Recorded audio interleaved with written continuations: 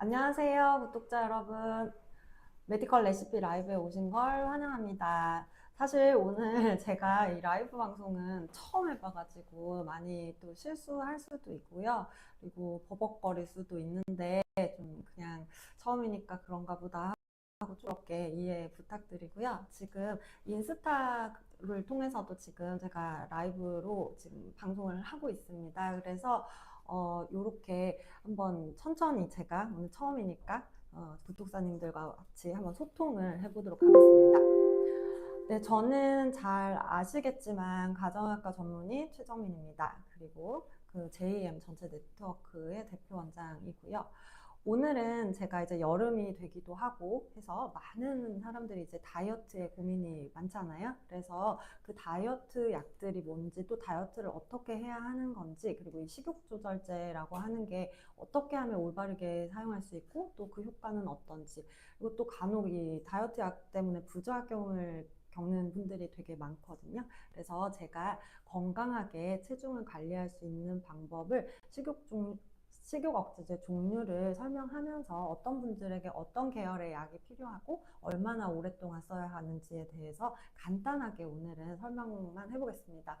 또 중간중간에 질문 있고 하시면 언제든 질문하시면 제가 아는 한에 있어서 다 질문을 해드리겠습니다. 그리고 여기 지금 라이브 방송에 처음 오시는 분들도 계실 것 같은데 채널을 봐주시는 분들은 늘 너무 감사하지만 저희 채널을 간단히 좀 소개를 드리겠습니다.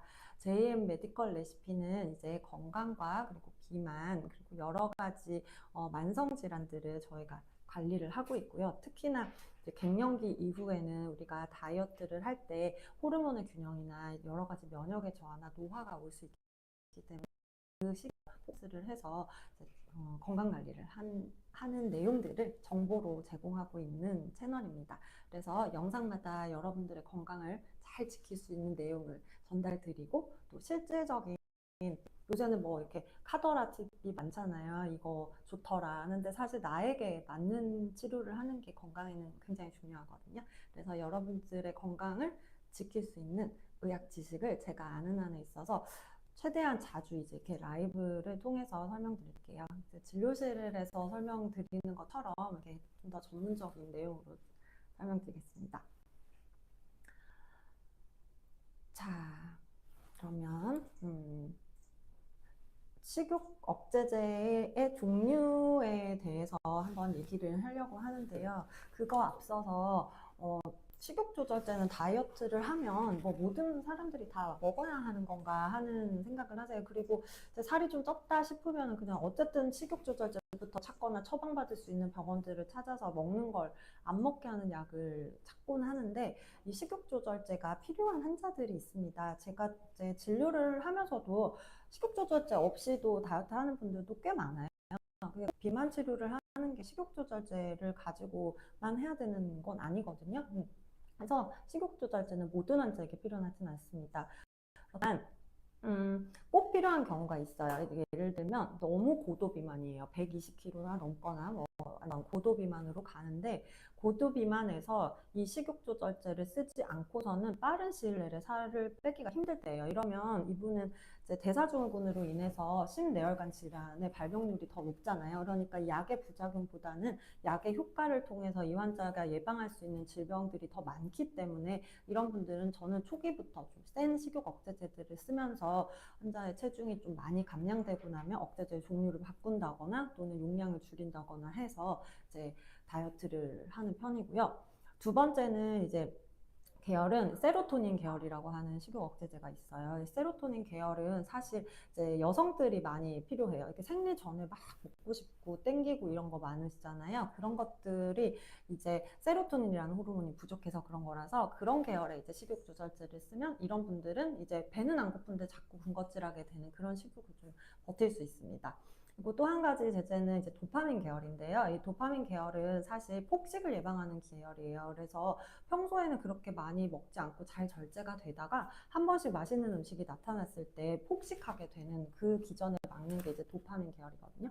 그래서 이렇게 크게 세 가지 종류로 식욕억제제가 먹는 약으로 이제 나와 있습니다. 그래서 의사가 보고 이 환자에게 어떤 식욕억제제를 쓰는 것이 더 도움이 되는지를 확인해서 약제를 선택하고, 또 두 가지 약제가 필요하면 컴비네이션도 하기도 하고, 용량을 좀 더 높여야 되면 높여야 되고, 이렇게 관리를 하는 게 식욕억제제입니다. 제가 식욕조절제, 식욕억제제가 사실은 그 마약 향정신성 그 약물이거든요. 마약성은 아니지만 항정신성 약물은 어디까지나 내성이 생길 수 있고요. 그리고 이것도 국가에서 굉장히 엄격히 관리해요. 이 처방약을 몇 개 썼는지, 또 약국에서도 이 약이 몇 개가 어떤 사람한테 나가야 되는지를 신경 쓸 만큼 굉장히 위험한 약이에요. 그래서 되도록이면 저는 이 펜터민 계열의 향정신성 의약품을 잘 안 쓰려고는 하는데요. 또 막상 또 먹어보면 드라마틱하게 이게 식욕이 조절되고, 또 약간 대사가 올라가는 느낌도 들거든요. 그렇다 보니까 이게 마치 이거 없으면 이제 나는 뚱뚱한 돼지가 될 것 같다는 불안감을 느끼게 돼요. 그래서 저는 사실 시작할 때부터 굉장히 조심해서 사용을 하고요. 그리고 이 펜터민 약이죠. 펜터민 제제는 저는 환자들에게 꼭 천천히 끊어나가야 된다라는 설명을 하고 있습니다. 근데 이게 무분별하게 이 사람이 어떤 사람이고 어떤 이유로 살이 쪘는지를 모르고 그냥 뭐 약만 주는 곳에 가서 이만큼 보따리처럼 식욕조제를 받아와서 그거면 한 8kg, 10kg 빠지니까 너무 좋죠. 근데 끊으면 도로 다쪄요. 왜냐하면 다이어트의 원인을 해결하지 않고 약으로만 먹고 있었기 때문이고, 나한테 맞는 식욕억제제가 아니라 아까 말씀드렸던 그 세 가지 계열을 모두 몽땅 다 써버리니까 몸은 굉장히 나빠집니다. 그러면서 신경 전달 물질 균형이 깨지면서 이제는 약이 없으면 안 되는 중독이 되어버리죠. 그래서 향정신성 약물들이 무서운 거예요. 그래서 이런 식욕조절제들을 처방할 때에는 반드시 내 주치의하고 의논해서 어떤 계열의 식욕조절제를 써야 하는지, 그리고 그 식욕조절제가 나한테 지금 효과가 있는지, 그리고 그 부작용이 뭔지를 확인하시는 게 좋겠습니다. 말을 쉬지 않고 하니까 너무 힘드네요. 그러고 이제 조금 하나씩 자세히 볼게요. 어, 일단 식욕억제제의 종류 중에서 가장 크게는 펜터민 계열이 있습니다. 나비약이라고 하는 식욕조절제인데요. 이 약은 보통 6주 정도 쓰는 게 가장 좋습니다. 그래서 6주 동안에 내 몸에 지방이 분해될 수 있는 환경을 만들 수 있는 식습관 조절과 운동과, 그리고 주치의가 알려주는 뉴트리션이나 영양 성분들을 잘 보충하면서 6주 만에 못해도 체중의 10% 이상이 빠져야 됩니다. 그래야 이 약은 효과가 있는 거거든요. 그래서 이 약의 효과를 확인하시는 게 좋고, 특히나 이 휴터민은 수면의 질을 되게 안 좋게 합니다. 그래서 수면 장애가 있으신 분들에게서는 쓸 수 없고요. 그리고 심내막증이나 이런 심장에 문제가 있는 분들도 휴터민이라는 이런 펜터민 계열을 쓰게 되면은 이게 약간 가슴 통증이나 두근거림을 느낄 수 있거든요. 그래서 그런 경우에도 의사가 잘 판단해서 이 약을 쓸지 말지를 결정하는 게 중요합니다. 두 번째는 이제 제가 말씀드렸던 그 세로토닌 계열입니다. 이게 세로토닌 계열은 생리전 증후군 때 음식을 좀 덜 먹게 하는 기전이 있어요. 20ml부터 시작을 하는데요. 많게는 80mg까지 쓸 수 있습니다. 그러니까 총 4알을 쓸 수 있는 거예요. 그래서 제 환자 중에 어떤 분은 아침에 2알, 뭐 오후에 2알 이런 식으로 해서 아침 저녁을 세로토닌만으로도 먹었는데 체중이 많이 빠지는 경우가 있습니다. 약간 이게 기분을 좀 보상해 주는 게 있기 때문에 평소에 조금 무기력하고 우울감이 있으셨던 비만 환자들에 있어서 이 세로토닌 계열은 조금 기분이 업되기 때문에 활동량이 늘어나서 또 다이어트를 보여줄 수 있습니다.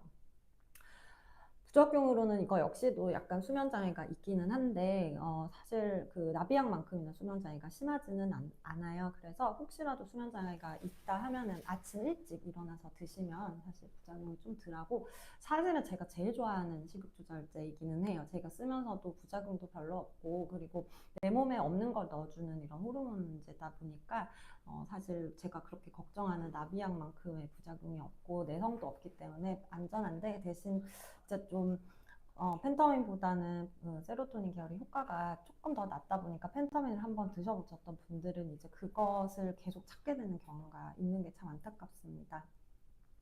그다음에 이제 도파민 계열이에요. 이 토피라메이트라고 하는 도파민 계열인데요. 저는 이건 보통 이제 남자 환자분들한테 많이 씁니다. 이게 도파민이 떨어져 있으면 왜 흡연을 하면 도파민이 오르니까 막 계속 먹고 그 흡연을 하게 되는 것처럼 그 도파민이 음식을 폭식할 때 막 많이 나와요. 그러니까 그 도파민을 보충하고 싶어서 음식을 폭식하게 되고 그게 결과적으로 뱃살을 늘게 하고 악순환의 고리로 폭식하고 뭐 토하고 폭식하고 토하고가 반복되거든요. 그래서 그런 도파민 계열의 문제가 있다 싶으신 분들에게는 저는 토피라메이트를 처방하고 있고요.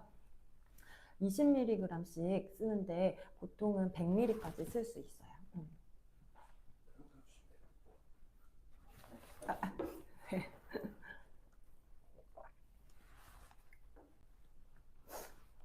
그리고 요새 최근에 나왔던 싹센타펜에 대해서 한번 얘기를 드려볼까 합니다. 삭센다펜은 요새 뭐 위고비 하면서 이제 맞는 주사 제제를 통해서 체중을 조절할 수 있는 비만 치료제인데요. 이 삭센다펜 자체가 사실은 그 식욕을 조절하는 기전보다는 지방을 분해하고 인슐린 저항성이라고 하는 살이 찌게 하는 환경을 개선하는 게 훨씬 더 중요합니다. 그래서 지금 삭센다펜은 먹는 다른 치료제들과 달리 비만의 원인을 치료하면서 식욕이 조절되기 때문에 사실 많은 전 세계에서 각광을 받고 있죠. 그래서 지금 뭐 노보노 디스크가 벌써 뭐 엄청나게 성장을 했어요. 그리고 이제 우리나라에는 10월 정도에 이제 위고비 일론 머스크가 썼다는 그 위고비도 10월쯤 나옵니다. 근데 성분은 같은데 이제 위고비는 일주일을 한 번만 맞으면 일주일 내내 지방이 분해되는 환경을 조성하는 그런 효과고 삭센다펜은 성분은 비슷한데 매일매일 맞아야만 하는 일에 불편함이 있었습니다. 근데 위고비는 그런 차이가 있고 아무래도 일주일 내내 약효가 지속되다 보니까 빼먹거나 그럴 일이 없으니까 오히려 지방의 분해 그 결과는 훨씬 더 논문으로 봤을 땐 좋게 나왔거든요. 그러니까 이게 결국은 삭센다펜도 매일매일 꾸준히 잘 맞으면은 체중이 감량할 수 있는데 그게 쉽지 않아요. 저도 이렇게 처방해보면 어떤 날은 빼먹고 어떤 날은 맞고 하다 보니까 지방에 빠지는 그 효과를 더 느낄 수가 없는데 위고비가 이제 그거를 해결한 것 같아요. 그래서 이제 일주일 동안 위고비를 이제 맞게 되는데 저도 10월에 이제 나오면 이제 한번 병원에서 처방을 해보고 실제로 저도 한번 맞아서 몇 킬로 정도 감량되는지 한번 확인을 해보도록 하겠습니다.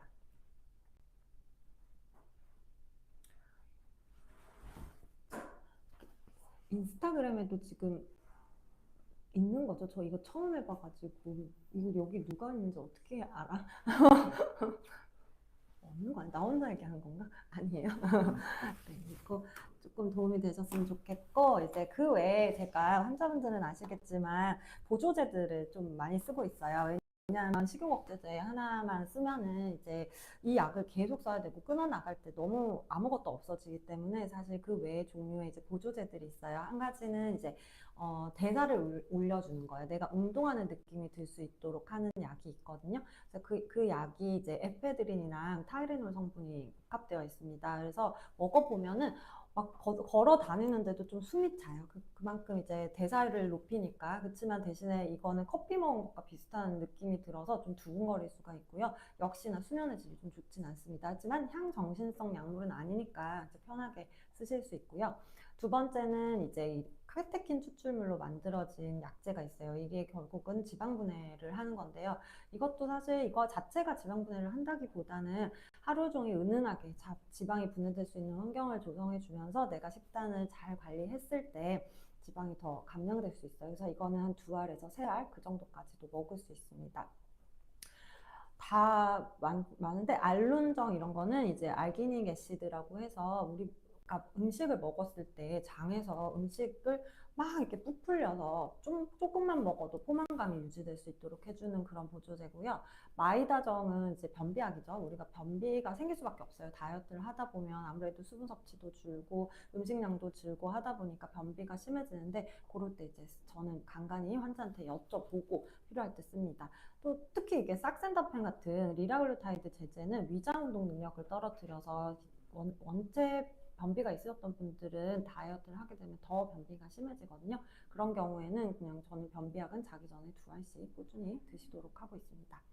그 외에 약물들도 많은데요.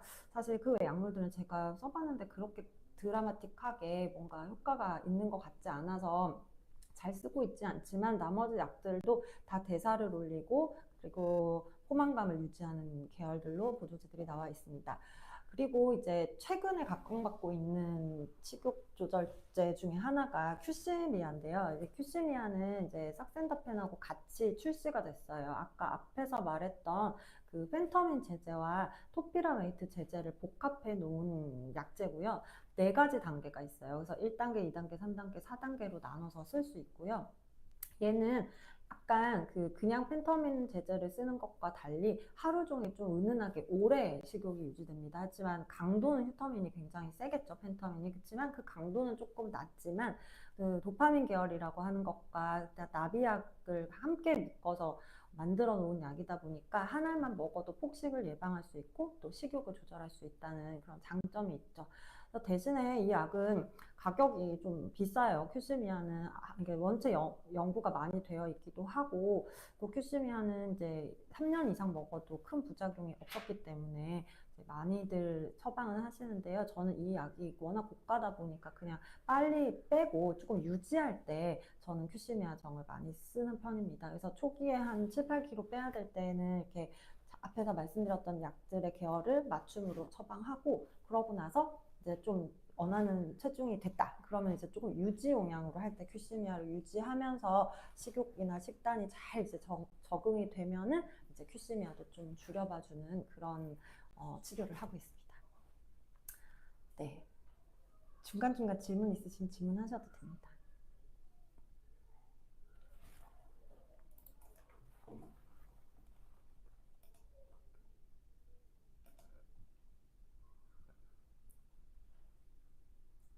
네, 여기 지금 질문도 조금 올라왔는데요. 출산 후에 밤마다 식욕이 폭발하고 잠이 잘 안 오는데 이럴 때는 어떤 식욕 억제제를 먹어야 효과가 있을까요? 다시 예전으로 돌아가고 싶은데 아직도 호르몬의 노예가 된 것 같아 어렵습니다. 알려주세요라고 했습니다. 이런 분 되게 많으실 거예요. 저도 이제 출산 후에 체중이 늘어났는데 이제 그 늘어난 체중을 어떻게 해도 빠지지가 않는 경우가 많거든요. 근데 사실은 1차적으로는 이게 여성 호르몬들 종류의 불균형으로 인해서 살이 붓고 찌는 거라서 그게 시간이 가야 좀 안정화돼야지 조금 체중이 조절되는 거예요. 왜냐하면 이게 지방이 분해되는 환경이 조성되려면 몸이 되게 건강한 상태여야 되는데 여성에게 있어서 출산은 정말 그 생존의 위협을 느낄 만큼 위험한 시기거든요. 그러니까 그 시기가 지나고 살이 빠지지 않도록 우리 몸이 방어를 하고 있어요. 그래서 좀 시간이 지나야 지방이 분해되는 환경이 되는데 다만 이때 이 기다리는 시간 동안 식욕조차도 조절이 안 되면 이제는 영원히 비만으로 갈 수밖에 없거든요. 그래서 그럴 때는 식욕조절제를 뭐 모유수유를 하지 않는다고 하면 쓸 수 있는데 이제 밤마다 식욕이 폭발하는 경우는 제가 볼 계열의 문제가 가장 크거든요. 그래서 아까 말씀드렸던 것처럼 토피라메이트, 세티정을 밤에 자기 전에 2알씩 드시는 것도 좋습니다. 왜냐하면 이 토피라메이트는 수면의 장애가 없어요. 그래서 밤에 폭식하면서 수면의 질은 안 좋으신 분들은 토피라메이트를 한 20에서 40mg 자기 전 아니면 저녁 먹기 전에 드시면 조금 컨트롤이 됩니다.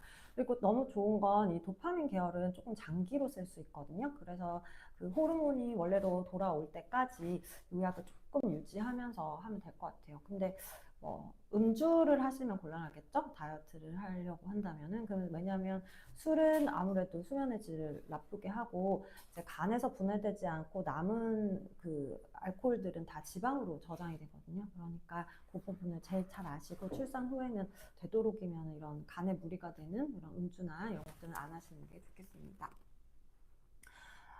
위고 비우기 들려주세요. 위고비 아직 우리나라 안 들어왔어요. 10월에 이제 들어오면 저도 처방을 한번 해보려고 하는데요. 저도 제 환자분들에게 처방하기 전에 일단 제가 먼저 맞아보고 이게 어떤 부작용이 있는지를 좀 확인할 필요가 있겠어요. 그래서 제가 그게 들어오면 다음에 한번 다시 라방으로 위고비를 맞는 걸 한번 실시간으로 보여드려 보겠습니다.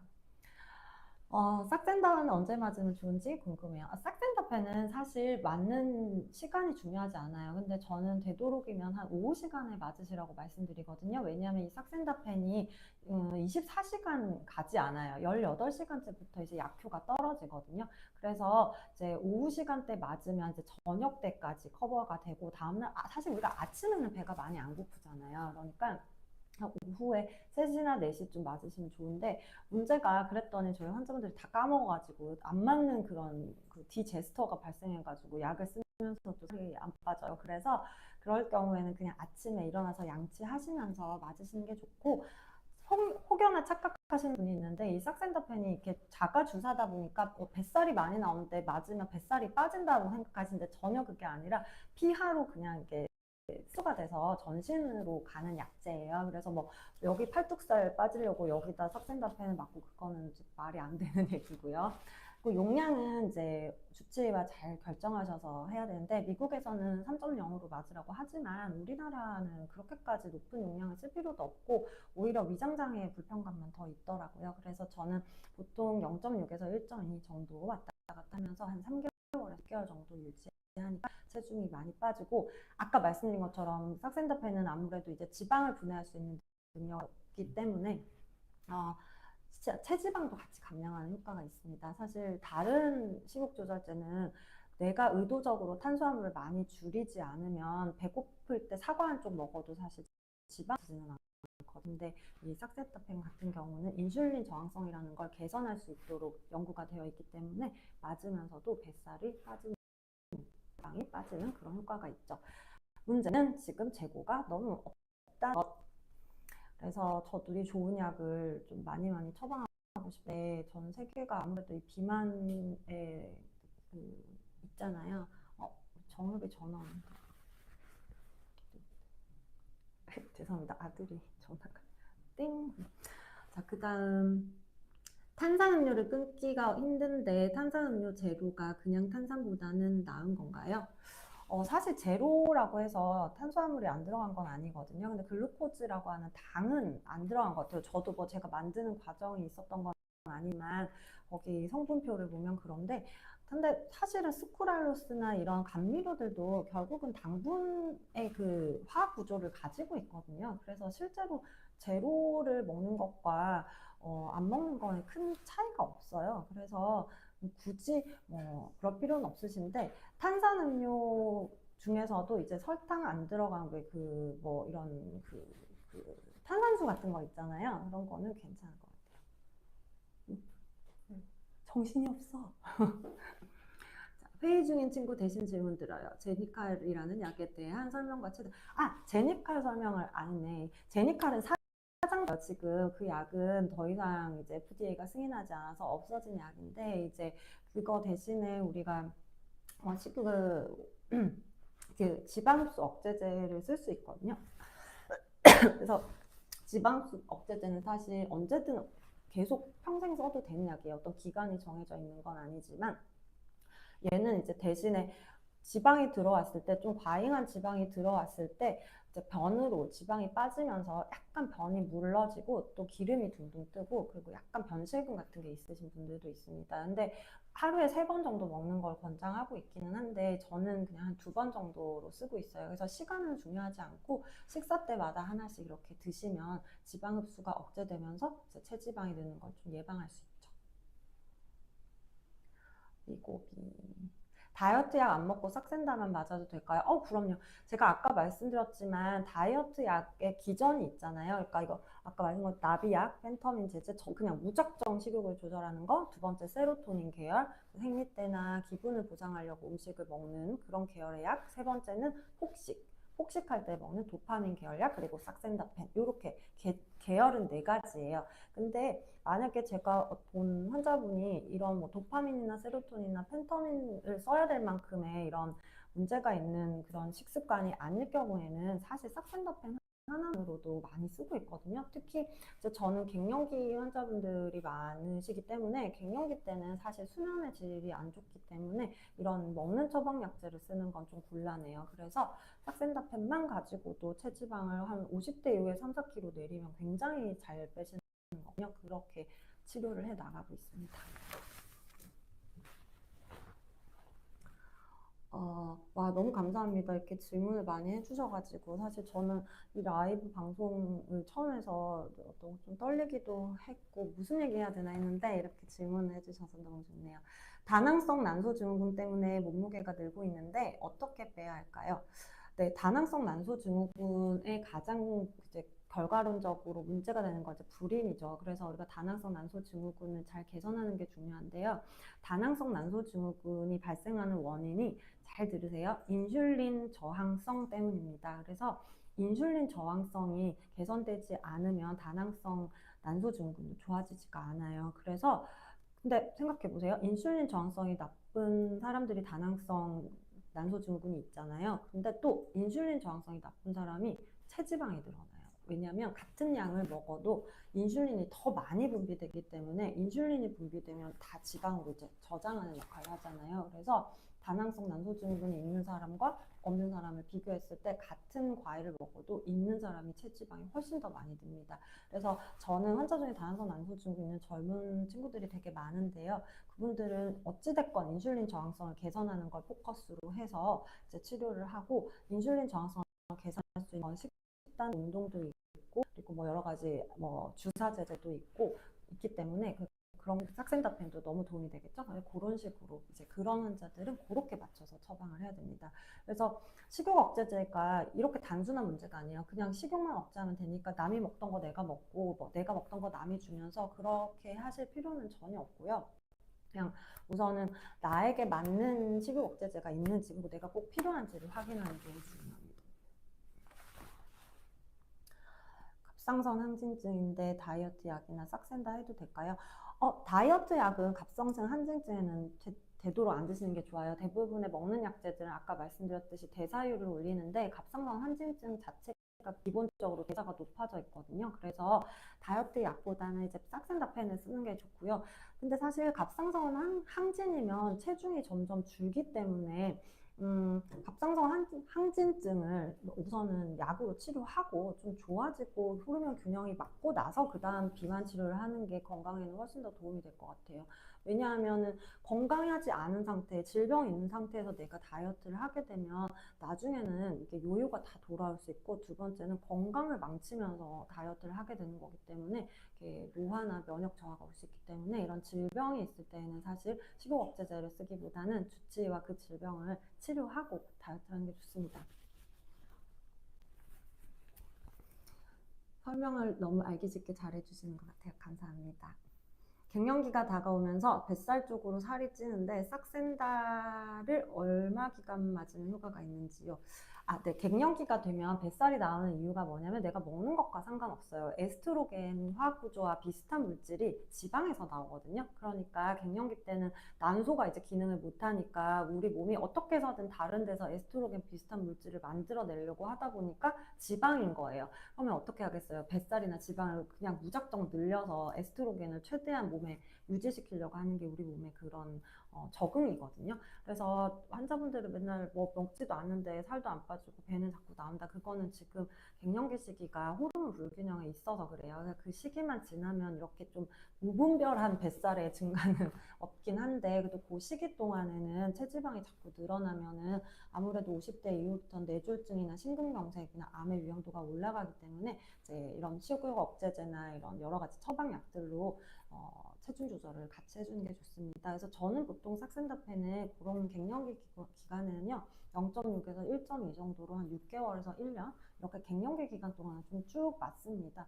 그렇게 해야 아무래도 예전보다 많은 체지방이 증가하는 걸 예방할 수 있더라고요. 네.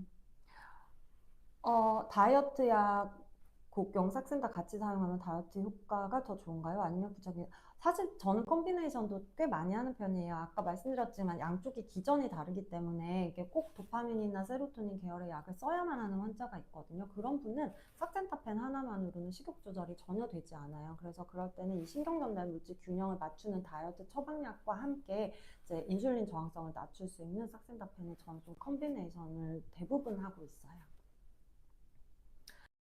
억제제를 먹는데도 식욕이 있으면 어쩌죠? 약이 안 맞는 것과 네, 맞아. 약이 안 맞아. 이거는 아마 어떤 기전의 식욕 조절의 문제인지에 대한 진단이 틀렸어요. 그렇지 않고서는 절대 안 들을 수 없고, 또는 두 번째는 펜터민 제제의 그런 항정신성 그 식욕 억제제들을 너무 장기간 오래 썼을 때는 내성이 생겨버려서 그 약이 더 안 듣는 경우가 있거든요.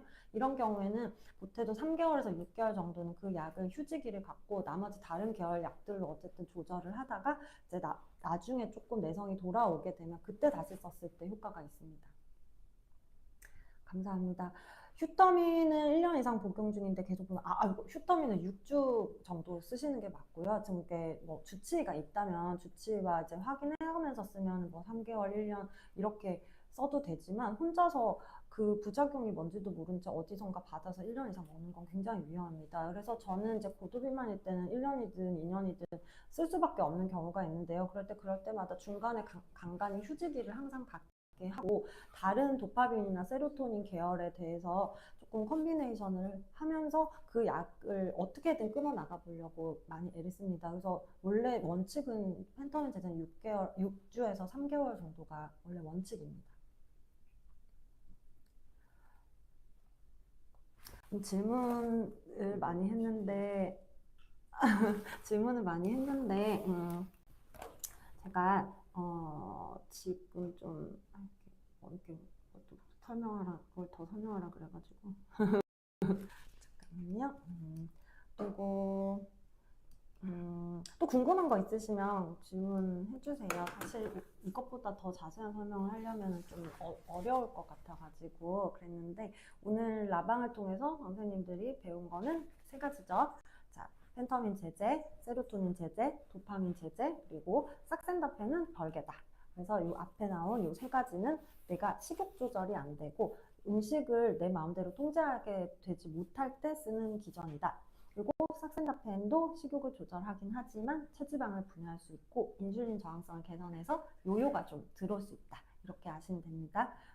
그리고 식욕 조절제는 반드시 주치의와 상의해서 2주에 한 번 정도는 얼굴을 보면서 부작용을 체크하는 게 중요합니다. 굉장히 위험한 약이거든요. 그래서 전문가와 상의해서 식욕 조절제를 선택하고 거기에 맞는 효과를 보고 약도 천천히 잘 끊어 나갈 수 있도록 이렇게 가이드를 받으시는 게 좋겠습니다. 오늘 제가 라방은 여기까지 하고요. 저 인생 처음 생방인데 좀 버벅거리긴 했는데 계속 좀 시간 될 때마다 저희 팀이 이렇게 라방을 그 환자분들이나 구독자분들이 평소에 질문하고 싶었던 내용들을 제가 여기서 답변을 좀 드려보도록 하겠습니다. 그래서 언제든지 편하게 오시고요. 항상 구독해 주시고 이렇게 영상 시청해 주셔서 감사합니다. 저희가 부족하지만 더 좋은 영상 많이 만들어서 건강 정보를 전국에 알려서 이제 건강주치 JM이 될 수 있도록 노력하겠습니다. 감사합니다. 좋은 저녁 되세요.